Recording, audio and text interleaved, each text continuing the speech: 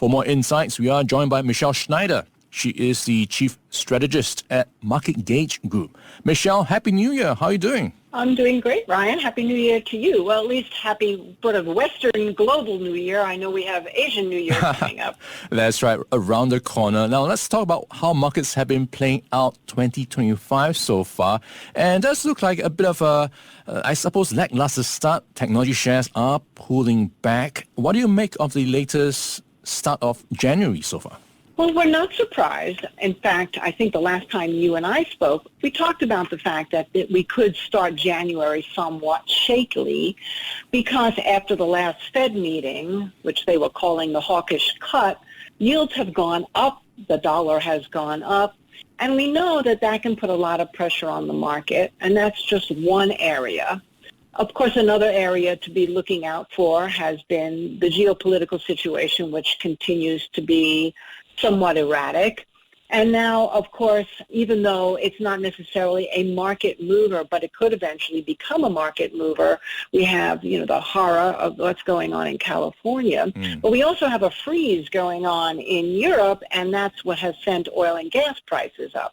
So people are starting to worry a little bit about what the future of the economy is. And now with a new administration and all the uncertainty around that, it will be very, very important how the first week goes, I think, under a Trump administration and whether or not he can regain confidence to people to continue to invest in the stock market at these levels. I mean, we're only off about 5% from the highs in the SPY. Yeah, Mish, quite a wall of worry for investors to grapple with. And I think part of it is being reflected in how bond yields have been moving. 10-year yields nearing 4.8%. That seems to be the highest since October 2023. What does it tell you about the markets and how will that affect the rest of the asset classes? Well, the Federal Reserve has to make a choice, and clearly right now they were very much about inflation still being sticky, and we've seen that, and in fact, here in the States, we have two major numbers coming out this week, the PPI and the CPI, and I think that's going to be a big market mover as well if they come either too hot or much better than expectation. But nonetheless, the Fed has really focused on that, and they don't want to see inflation get out of control. However, I have two thoughts about that. Number one is that going to be at the risk the economy, because we know that a lot of areas of the economy have been struggling under higher rates or higher for longer. I mean, we're certainly seeing it in healthcare, we're seeing it in real estate, we're seeing it in the small caps and some of the manufacturing numbers. And yet the jobs market is giving them, the Fed, some kind of a comfort that the economy is still really strong, but we know that that could change.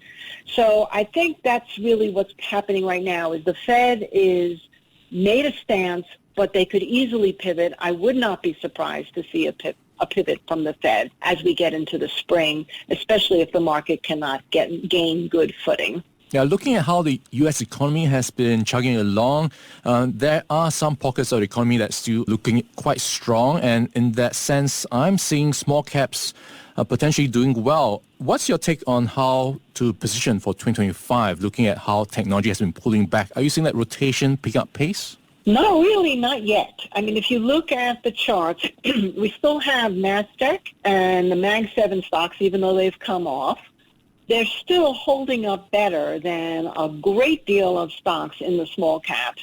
And so although many, many people, including myself, are hopeful that we see the rotation into the value and into the small caps and into the manufacturing and sort of the made in America theme with more deregulation, promoting small business, lower taxes, and the tariffs, which Trump actually said today he will now do more gradually because he does understand that it could create an inflation. I think the potential is there. But right now, you have to wait. And this is what we're really doing right now. You asked me how I would invest right now. What I'm telling people is to really avoid FOMO right here. We held up today some critical support areas, and that's why the market surprisingly closed green. But that doesn't mean if it goes green, let's say, and the PPI, CPI numbers aren't too bad and it goes green in the next couple of days. We have a thing called the January trend trade, which means after the first 10 trading days of January, so up until the 16th, a range is set in every instrument. And we like to wait just a little bit longer, and especially since it corresponds with earnings season that's upon us, and of course the new administration coming in next week, we believe that if you're just a little bit more patient, it will be obvious whether or not the small caps can make a run, whether it's going to go back to growth, whether the whole market is just going to collapse, or whether it's going to be commodities that continue to shine, the energy market, which right now is the strongest performer. We don't know this yet. People should just be a little bit more patient. Yeah, talking about commodities, we had a pretty good run when it came to gold last year. Is it too late to jump on that bandwagon, or are we expecting, I suppose, a bit of moderation when it comes to where gold is performing in 2025? Well, I'm going to answer that question, Ryan, a little differently, because what I'm far more interested right now is not necessarily the price of gold, but the price of silver and silver relative to the gold, because that is a very historical assessment of inflation. If silver starts to outperform gold, that generally means that we can expect higher inflation. And of course, now that we have oil going up, we're kind of looking back at that late 1970s when this is exactly what happened. So if oil, and I'm talking about West Texas oil, takes out $80 because Brent already did that today, and silver starts to catch a bid, gold won't go down, but it may not necessarily be the exciting place to be. Rather, it might be more in the silver market. And then as we're talking about metals, I think we need to keep our eye on the copper market as well, because not only will the rebuilding need copper, but also China had surprising numbers coming into today as well in terms of their exports, and that too could raise the demand for copper. So I like the metals, but you really, again, have to watch the relationships. Yeah, Michelle, talking about FOMO earlier, we can't leave out Bitcoin for the conversation. And looking at the past year, it started 2024 at around just under 30,000 and then ended at record highs near 100,000. Is it too late to jump on the Bitcoin bandwagon?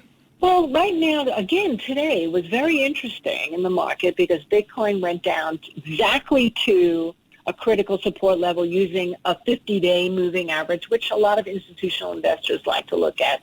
89,000, 90,000 was support, and it held exactly where it needed to.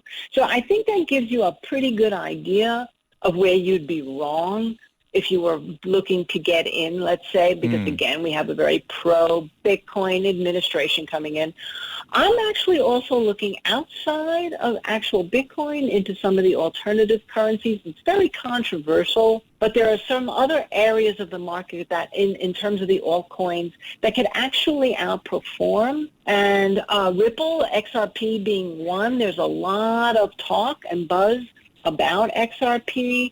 The CEO of the XRP Bank was on Fox Business last week talking about Bank of America using it. Trump, he actually went and visited Trump at Mar-a-Lago.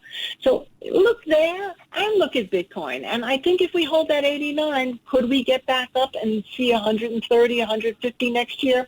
Absolutely. All right. Watching for 89. And to wrap things up, Mish, you mentioned institutional investors. They seem to be flocking to Israel to some extent. How attractive is it looking to you right now? Well, it's come down a little bit from the highs, but there was some talk today about a potential ceasefire. And again, here comes the Trump administration with a much more hardball stance in terms of the hostages and things like that, so we'll see.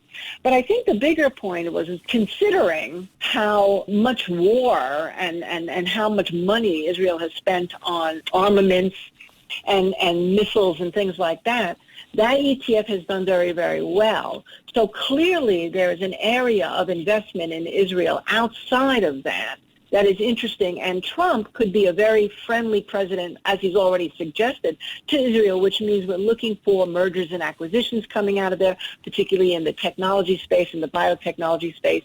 Israel is very, very, very progressive, and ahead of the curve in many areas of technology. All right, lots to look forward to in 2025 and help us to navigate the year ahead. We've got Michelle Schneider, Chief Strategist for MarketGauge Group. Michelle, thank you so much for your time and insights this morning. Thank you so much.